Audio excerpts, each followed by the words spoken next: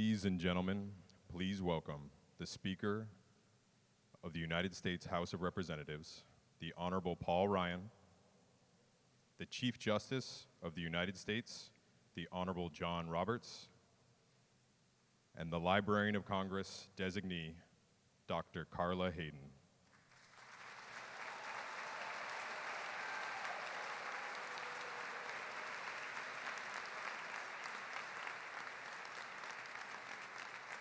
Mr. Conley.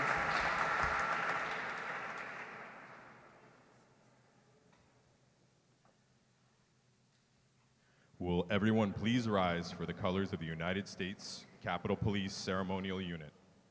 Please remain standing for the national anthem performed by Nicholas Brown, music specialist at the Library of Congress, and while the chaplain of the United States House of Representatives, the Reverend Patrick Conroy, pronounces the invocation.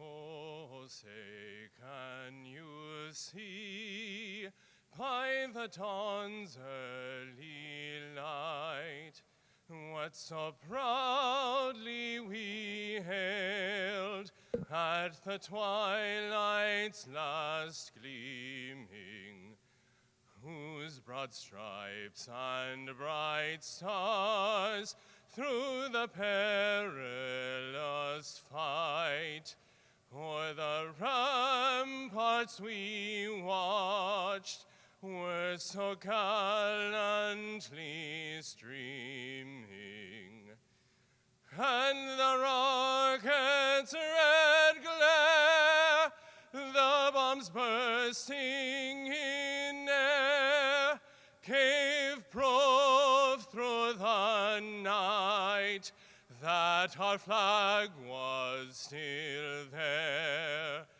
Oh, say, does that star-spangled banner yet wave o'er the land of the free and the home of the brave?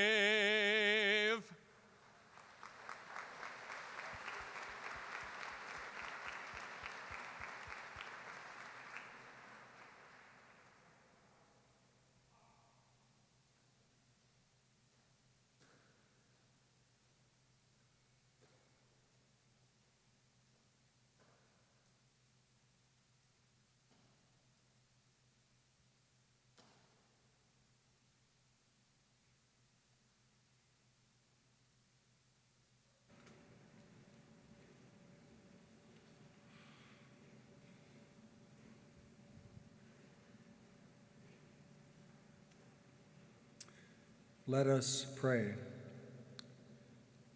God of heaven and earth, from the beginning of time, your word has brought into existence all that is and all that will be.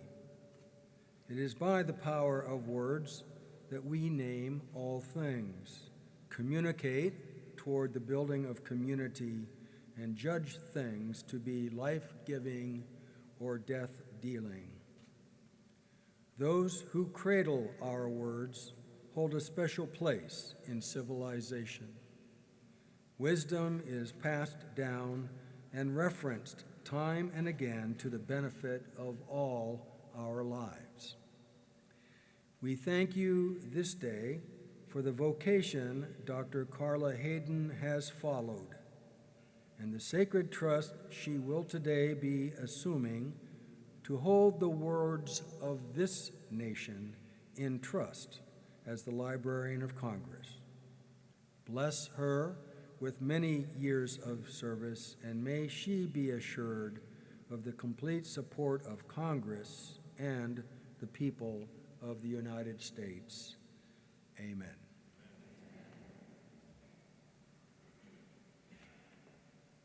Ladies and gentlemen, please be seated.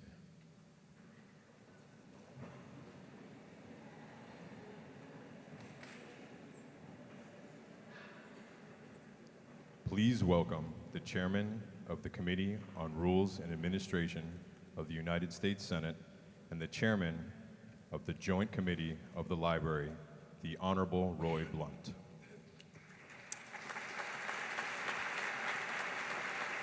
Well, good afternoon, and on behalf of the Joint Committee on the Library that seldom has events like this one, I'm honored to welcome you to the swearing-in of Dr. Carla Hayden, and to greet the employees of the Library of Congress, the Chief Justice of the Supreme Court, my colleagues in the House and Senate, and of course the family and friends of Dr. Hayden, particularly her proud mother, Mrs. Colleen Hayden, who was here for the confirmation hearing in April and has lots of reasons to be proud of her daughter today. You know, over 200 years ago, when the Library of Congress was created, our founders really charged the Joint Committee of the Library and the Librarian of Congress to collect and curate a diverse compilation of literary works for the education and use of members of Congress. Even then, they knew that members of Congress didn't know nearly all they needed to know. Since then, so many other people also take advantage of this collection, but when you really take any time at all to look through the Library of Congress's vast collections or visit any of the library reading rooms, you get a sense of the importance that our founders and those who followed have placed on meeting that original mandate, ensuring that our shared cultural experience is preserved and made available to future generations through this magnificent institution. Anybody who's been here almost always leaves saying this is the unheralded jewel of the Library of Congress, so well managed for so many years by Mr. Billington, who's here today. The library's first collection was largely destroyed during the War of 1812 and was then replaced by purchasing Thomas Jefferson's own personal library. From that relatively small but big for the time personal library, we've gone to where now it's the world's largest collection of books and printed materials, of films, of maps, of sheet music, of sound recordings. This couldn't have been accomplished without the guidance of the nation's chief librarians. The first Joint Committee on the Library of Congress was also the first Joint Committee of Congress, and only 13 times previous today have they been able to witness the swearing in of the Librarian of Congress. Each of those individuals brought a unique perspective to this position and took steps to expand the library's collections and how people all over the world and people in our country would share that collection. The 13 previous librarians have included a medical doctor, an editor, a journalist, a printer, a poet, a political scientist, a historian, 2 clerks of the House, 2 lawyers, and 2 individuals who actually had library experience. In fact, the longest-serving librarian of the Congress, who became the librarian at the turn of the 20th century and led the library through World War I, the Great Depression, right up till the eve of World War II, served longer than anyone else and had been a lifelong library administrator. I have no doubt that our 14th librarian, Dr. Carla Hayden, with her experience in library management, with the importance of access to information, will further the work of her predecessors and leave an important mark of her own on the Library of Congress and the unique opportunity and challenge the library faces at a time when there's more information, more accessible in more ways than any of her predecessors would have dreamed possible when they took this assignment. Dr. Hayden, it's an honor for all of us to be here with you today.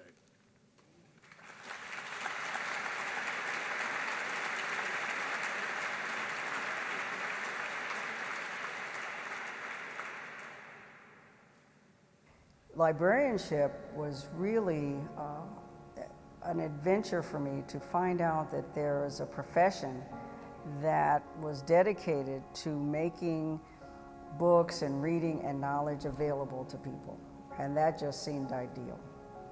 The confirmation process was really an eye-opener for me in so many ways, because I got to meet legislators that were committed to not only the nation's history, but making information available, and that was just a wonderful thing that made me very pleased that I was confirmed. Well, my vision for this library is very simple, that people will realize that they have a national treasure and that it is part of their heritage, and everyone can find something in the Library of Congress, produced by the Library of Congress, that relates to their lives or where they want to go. What I hope to accomplish with the dedicated staff of the library in the next 10 years of the appointment is to really make more of the collections accessible in various formats. And if we can say that we have collections in the next 10 years that have never been seen digitally, and that are used and that are tied in with curriculums around the country, and that people are going to, at the end of 10 years, if people are thinking of the Library of Congress as a go-to place in the stratosphere, really, for information and resources, that I think will be quite an accomplishment.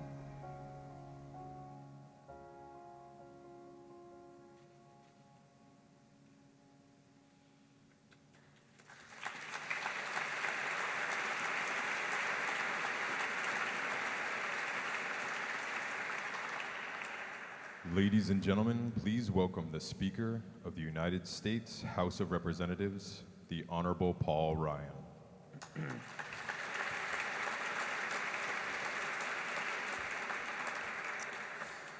In 1815, as Senator Blunt just mentioned, Thomas Jefferson sold most of his library to Congress, partly because he was a patriot, but mostly because he was broke. The British had burned the original Library of Congress when they invaded Washington the year before. And though a later fire destroyed most of Jefferson's books, we still have some of them. They make up the heart of the library that we have here today. Jefferson, as you know, was a very, very unique man. Other people arranged their books alphabetically or by size. He divided his library into 3 sections that corresponded with the 3 main faculties of the mind: memory, reason, and imagination. And when you stop to think about it, those are the very same qualities that define Dr. Hayden. First is a librarian herself. She has the institutional memory necessary to run the largest library in the world. That's a long way of saying she's a pro. She knows what she's doing. Second, she understands the need to bring the library into the digital age. We have millions of documents that almost nobody knows a thing about. It would be a shame if they were lost to the world out of mere inconvenience. But it's that third quality, imagination. That's what I think is so important. We all think of America as this great land of promise, the place where people from all walks of life could get their start, whether they're farming the frontier or working in a factory. But the public library itself is the icon of opportunity. It's a safe haven where people can go to learn and to feed their ever-hungry imagination. I think of the writer James Baldwin. James Baldwin, as a young man, would go to the library and read every book he could get his hands on. When he was done, he'd bring books home with him. And there he'd be, holding a younger sibling in one arm and a book in the other. What would have happened to James Baldwin if there had been no public library? A great mind would have been starved of its essential material. Nobody knows this better than Dr. Hayden. She was widely praised for keeping open her library during Baltimore's unrest last year. But for her, it was the only real choice, the obvious thing to do. And she really seems to come from really sturdy stock. One day when her 83-year-old mom, when she told her mom that she was heading to the library, which was right in the middle of all this chaos, all this trouble, her mother replied, "Oh, make sure you have some coffee." Our next librarian is an accomplished woman, and I have every confidence that she is going to make us all very, very proud. Jefferson once said, "I cannot live without books. Neither can we." The Library of Congress is our national treasure, and with Dr. Hayden at the helm, I know it is in excellent hands. Congratulations.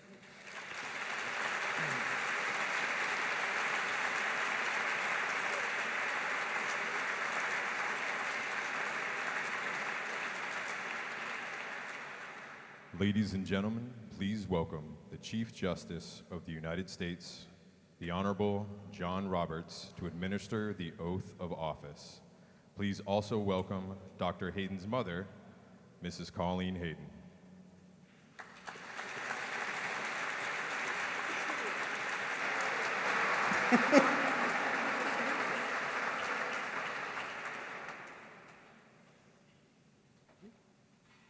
Please raise your right hand and repeat after me.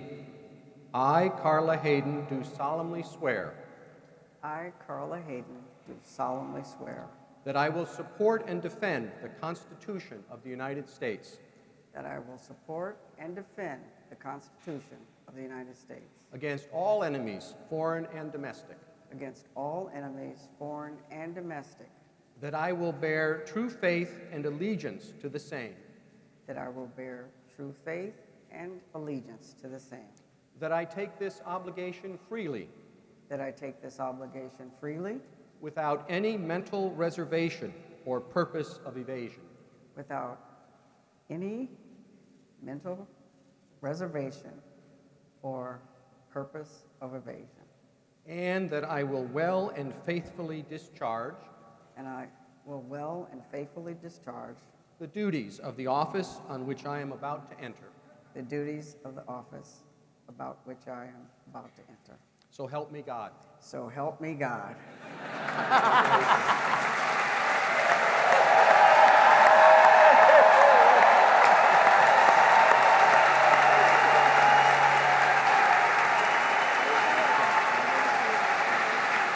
Thank you.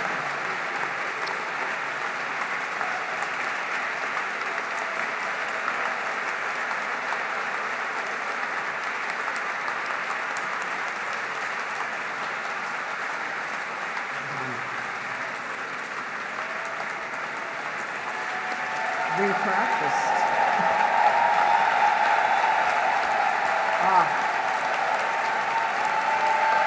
Thank you, colleagues.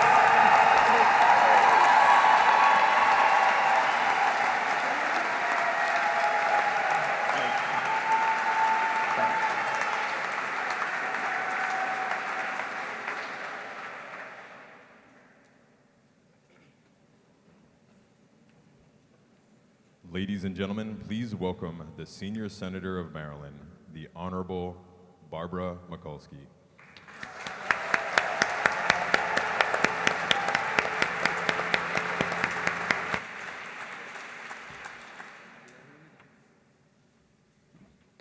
Good morning, everybody. I'm delighted to be here to have the high honor and privilege of introducing Dr. Hayden to you. Wow, but with this crowd, you all know her, you're ready to cheer her on, and you want these speeches to be over so you can hear from her. Well, first of all, greetings to all of you who've come from Baltimore and from around the nation, other professional librarians. And I want to acknowledge that there are other members of the Maryland delegation that are here. My colleague, Senator Ben Cardin, Congressman Elijah Cummings, and John Sarbanes is here. We have all three senators here. Well, we'd like to have three senators anyway, but, and of course, Nancy Pelosi. Though she is elected from California, we know her heart is in Little Italy in many ways. And Nancy, I understand that after school, you used to go to the library right on the outer banks of Little Italy. Am I correct? Yes, and so did I in Highlandtown. Well, for us, libraries in Baltimore were a great thing because they were our gateway to the world. And it is the spirit of the United States of America, one led by the Carnegie and other philanthropists, that felt that access to knowledge and education would be the key to the success of our democracy. That we would have public schools for education and inspiration, public institutions, public schools, and public libraries. That it didn't matter what zip code you were born in, what was the income of your family, you would have access to a school and you would have access to a library. Wow, what a tremendous vision. And here in our own country, when the founders came and were busy writing the Constitution, trying to decide what would be the Missouri Compromise, et cetera, and they were pondering, I'm sure that the ladies, who were also encouraging to be included in this, or they would ferment their own revolution, encouraged the library. Senator Blunt gave our history so well, and Congressman and others have spoken about Dr. Hayden, but know that the first Library of Congress was directly across from the old Senate chamber, so that members of Congress literally could walk across the hall and use the library. Because why? We knew that members of Congress wouldn't know everything. Write that one down. Wouldn't know everything, that there would be people who knew more, said it better, and perhaps gave us new ideas to lead this country into its future and its destiny. That's always been the spirit of the library. In all of American history, only 14 have served. And of course, Dr. Hayden will be the 14th. When Valerie Jarrett called me and said, the president is thinking about nominating Carla Hayden to be the next head of the Library of Congress, what do you think? I said, wow, that's like bringing Cal Ripken back to the Orioles. This is fantastic. You couldn't do better. What I said was, she's professionally accomplished. She's been the head of the National Library Association. She has essentially been peer-reviewed by other librarians and received numerous awards. And in Baltimore, she took over one of the most distinguished public municipal libraries, the Enoch Pratt, and working with her able board of directors, she helped, number one, lead it through creating financial stability, making sure that we maintain not only the big downtown library, but that we had branches open and accessible in neighborhoods where families and children and senior citizens needed to do it. And along the way, she also brought the Enoch Pratt into the digital age, and now has led the effort with her board and an able committee to raise the money for the renovation of the Enoch Pratt. She literally, through working with others in a collaborative way, which I know she will do here, she literally brought the Enoch Pratt into the 21st century. She will do that here. She is an inspirational leader. She's a transformational leader. But she also knows that the library is here for the people. Speaker Ryan talked about our recent troubles, and boy, did we have them during the uprising. But when the schools were closed, Dr. Hayden kept the library open. Right down at a neighborhood we called Ground Zero, on one side of the street was a CVS that had been burned out. But across the street was the Enoch Pratt Library branch that was open. CVS had been burned out, but the lights kept burning, open with light in the Enoch Pratt. Ben and I and others of the delegation used that library to have and Elijah, to have community meetings. When the Secretary of Education came, when Secretary Vislock came, where could we have our meetings where people would feel comfortable in coming? It was at the library. And when you walked in that library, during that time of trouble and tension, there were kids reading, there were kids studying, there were people on the computers trying to find a job and to try to link in with what a possibility could be. She kept it open. And she also brought a new innovation to the library. It's called Lawyers and Libraries. We passed laws in Maryland that did criminal justice reform. There was the possibility of getting your criminal record streamlined, and even in some instances, parts of it expunged because of errors in the whole process. In the neighborhood where they filmed The Wire, which is one of the toughest, most hardscrabble neighborhoods in Baltimore, on the Saturday morning where Lawyers and Libraries was introduced, 600 primarily men, all African-American men, stood in line to meet with a pro bono lawyer or a paralegal to help them work their record through so they could not only re-enter society, but get a job in the job market. As they went through that process, 600. At the end, they met with the librarian who said, "Hi, would you like a library card?"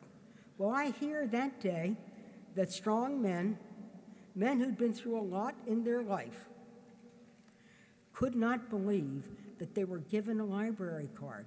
You mean you trust me to take a book out? Yes. Do you mean I can come in here at any time? Yeah, here's the computers if you're going to be looking for a job. This is what the library means? The answer was yes. All of those innovations came from Dr. Carla Hayden. But what does that mean now to the Library of Congress? We don't do programs like that.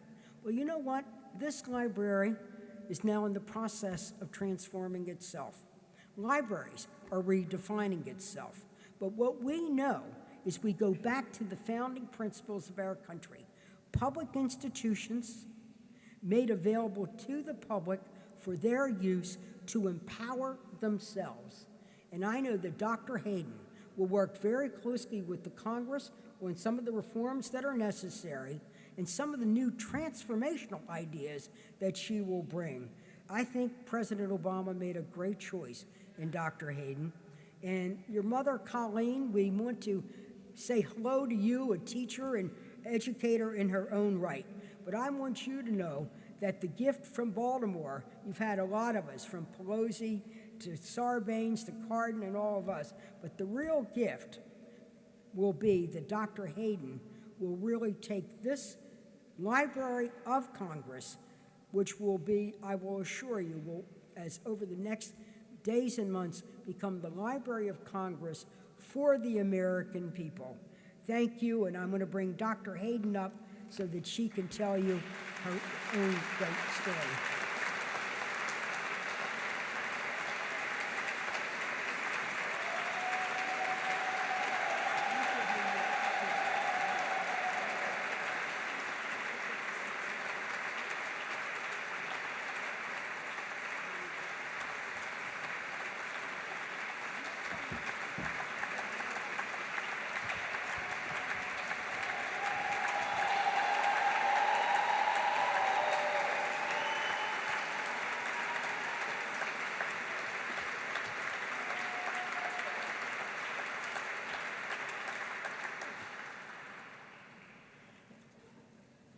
Thank you, Senator Mikulski, for your very kind introduction. Your 39 years of service to the state of Maryland and to the United States Congress is a shining example of dedicated public service. I am also extremely grateful for your personal friendship. It's meant so much to me.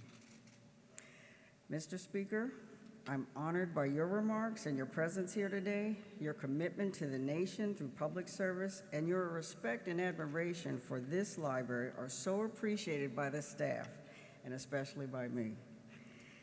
Mr. Chief Justice, there is no greater distinction than to be sworn in by you as Librarian of Congress. I want to thank you for your regard for this institution and its role as a source of knowledge and information for the country.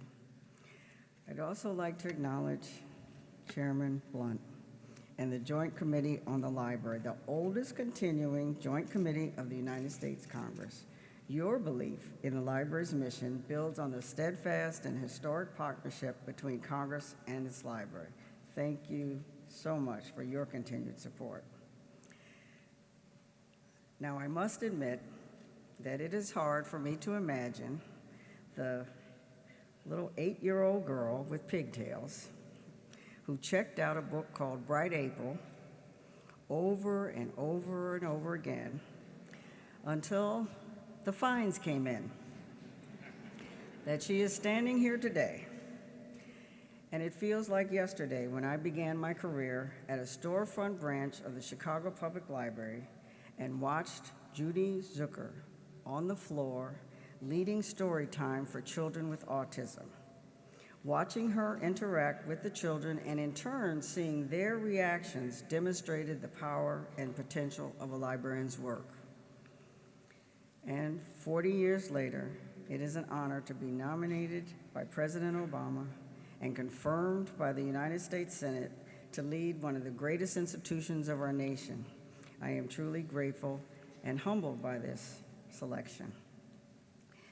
Now, some people have noted that I am making history as the first woman and the first African American in this post.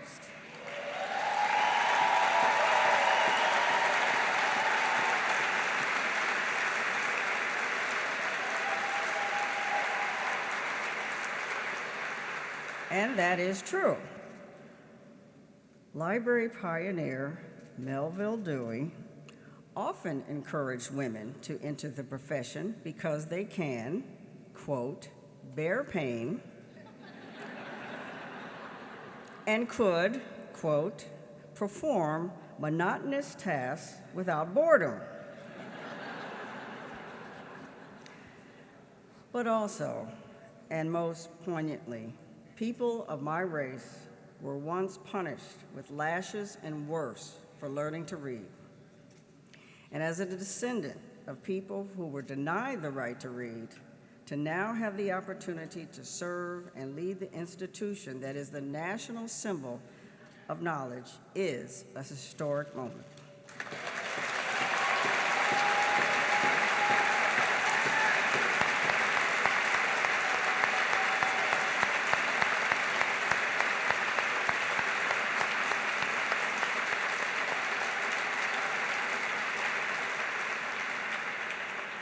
So many people have been part of my journey, family, friends, and colleagues, many of them here today, too numerous to mention by name, but I thank all of you for the life lessons you've taught me and the memories we share, all of which have shaped my experience.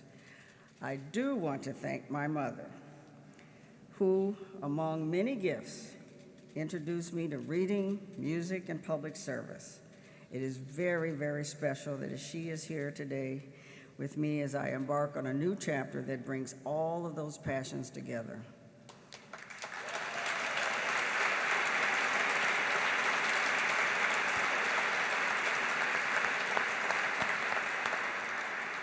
To have her join me on stage and hold the Bible that belonged to Abraham Lincoln was a special moment for us. My family is from Illinois, and many of my family members are buried in the same cemetery as the 16th president. I want to thank the United States Congress for building and sustaining this library. I appreciate seeing so many of you here today from both houses and both parties. This library is your library, and its service to Congress remains the core function of the institution. The library is also one of the greatest gifts and legacies the Congress has given to the American people. The vision of a national library to serve members of Congress and the communities they represent continues the legacy of my 13 predecessors. Over time, these leaders have expanded the scope of the materials collected, advocated successfully to bring the federal copyright system here, and one by one, overseeing construction of the facilities necessary to house and preserve the collections and services offered. For over 2 centuries, each librarian's experiences and contributions reflected the country's social and historical landscape, and all have advanced the progress of the library. The 6th Librarian of Congress, Ainsworth Rand Spofford, famously called it the Book Palace of the American People when this building opened in 1897. But the Library of Congress is so much more than beautiful architecture wrapped around bookshelves. It is, in fact, the second part of Spofford's quote, less often used, that is truly powerful. He called it the Book Palace of the American People, in which you all have equal rights with me, in which the works of all of you will be welcomed and forever preserved. The 8th Librarian of Congress, Herbert Putnam, described the library as a service outside of the limits of Washington. It is indeed a service to the country at large. And the 13th Librarian of Congress believed wholeheartedly in this idea. Dr. James Billington often talked about getting the champagne out of the bottle, and he made significant progress. I am touched.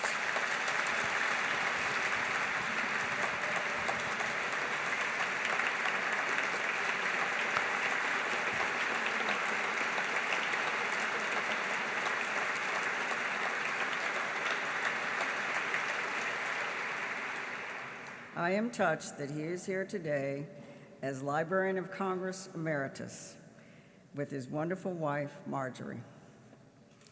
I want to offer you a wholehearted thank you for your graciousness, your service, and the strong legacy that you created. I'd also like to take a moment to acknowledge Deputy Librarian of Congress David Mao and the senior staff of the library.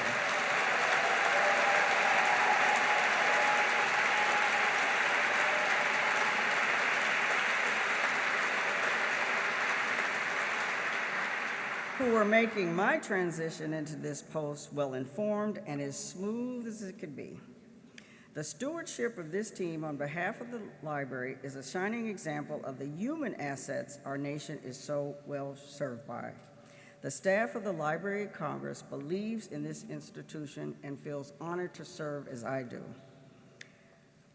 Now today, through the power of technology, thousands around the country are able to watch this ceremony live. This is an opportunity to build on the contributions of the librarians who've come before to realize a continuing national library vision that reaches beyond the limits of Washington. When I contemplate the potential of harnessing the power of technology with the unparalleled resources at the Library of Congress, I am overwhelmed with possibilities. These resources include more than 162 million items on nearly 840 miles of bookshelves. If you stretch these bookshelves from Washington, D.C. along the interstate system, you could travel all the way to Davenport, Iowa before reaching the end. This library holds some of the world's largest collections, from maps to comic books, founding documents like Thomas Jefferson's handwritten draft of the Declaration of Independence, the full papers of 23 presidents, and the works of Americans such as Samuel Morse, Frederick Douglass, Clara Barton, Leonard Bernstein, Bob Hope, and Thurgood Marshall. Yet, what is the possibilities for those treasures? How are they relevant today? I am reminded of a moment during the unrest in the city of Baltimore in April of 2015. The Pennsylvania Avenue Branch Library was located in the epicenter of those events. But I made the decision to keep the library open to provide a safe place for our citizens to gather. And I was there hand in hand with the staff as we opened the doors every morning. Cars were still smoldering in the streets. Closed signs were hanging in storefronts for blocks, but people were lined up outside the doors of the library. And I remember in particular a young girl coming up to me and asking, "What's the matter? Why is everyone so upset?" She came to the library for sanctuary and understanding. I recently had the opportunity to view one of the latest Library of Congress acquisitions, the Rosa Parks collection, which includes her family Bible, the Bible she carried in her purse, and her handwritten letters. In one such letter, she reflects on her December 1st, 1955 arrest, writing, quote, "I have been pushed around all my life and felt at this moment that I couldn't take it anymore." That letter and all of her papers are now digitized and available online, so anyone, anywhere, can read her words in her own handwriting. They can read them in the classrooms of Racine, Wisconsin, in a small library on a reservation in New Mexico, and even in a library of a young girl in Baltimore looking around as her city is in turmoil. That is a real public service and a natural step for this nation's library, a place where you can touch history and imagine your future. This Library of Congress, a historic reference source for Congress, an established place for scholars, can also be a place where we grow scholars, where we inspire young authors, where we connect with those individuals outside the limits of Washington and help them make history themselves. How do we accomplish this? By building on a legacy that depends so much on the people in this room. Not only the elected officials, who have quite a bit to say about the direction of this institution, but also the staff of the Library of Congress, my new colleagues. Here on the mezzanine, watching in the Madison Hall, the Adams Cafe, the Montpelier Room, watching in Culpeper, Virginia at the Packford campus for audiovisual conservation, and watching in the National Library Services for the Blind and Physically Handicapped. Public service has been such a motivating factor for me in my life and my career. When I received the call from the White House about this opportunity, they said, "Will you serve?" And without hesitation, I said yes. Throughout my career, I've known that the staff of the Library of Congress is a dedicated and enthusiastic group of public service, and I look forward to working with all of you for the years to come. But we can't do it alone. I am calling on you, both who are here in person and watching virtually, that to have a truly national library, an institution of opportunity for all, is the responsibility of all. That means collaborating with other institutions. That means private sector support and patriotic philanthropy for necessary projects like digitization. That means starting a new dialogue about connectivity to classrooms and other libraries. I cannot wait to work with all of you to seize this moment in history. So let's make history at the Library of Congress together. Thank you.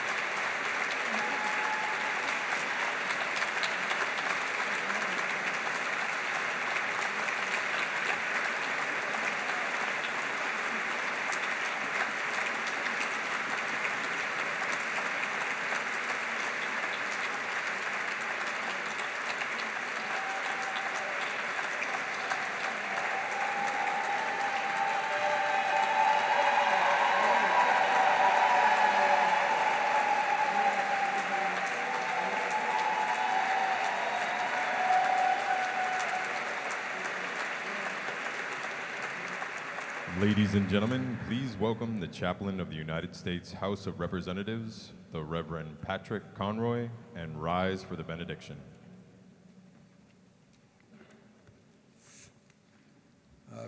Before I pray, I want to pass on the regrets of the Senate chaplain, the Reverend Barry Black, who was called away at the last minute, and offer my regrets that I cannot replicate the dulcet tones of his marvelous voice. Let us pray. We give you thanks, O God, for this opportunity to celebrate the swearing in of Dr. Carla Hayden as the 14th Librarian of Congress. It is an opportunity for all present and for all of the American people to reflect upon the importance of this greatest of institutions, which today is entrusted to her. May she be confident that her work is a vital thread in the fabric of our nation and appreciated by those gathered here and all Americans. Bless Dr. Hayden, and dear God, bless the United States of America. Amen.